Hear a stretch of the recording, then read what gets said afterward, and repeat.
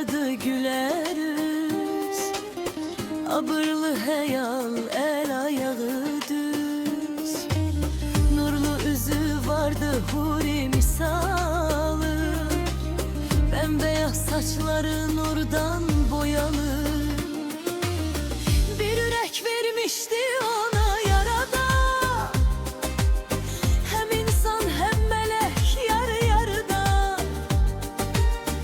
Nenelerin en güzeli nenemdi, nağılları laylan idi nennemdi. Nağıllarda biri vardı biri yok, üç alması gibi cini siri çok. Lampa ışığında bir deste uşak, nene nağılına asardı kulak.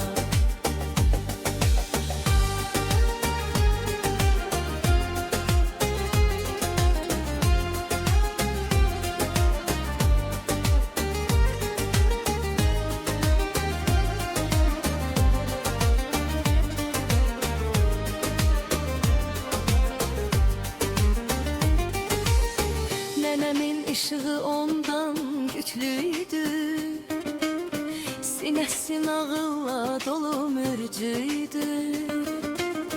Şölesi başlardı ayaklarından, şefek tek saçardı dodaklarından.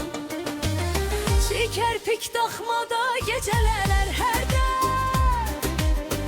nağıllar yazardı kağıtsız kalem. Neneli dünyanın lezzeti başka,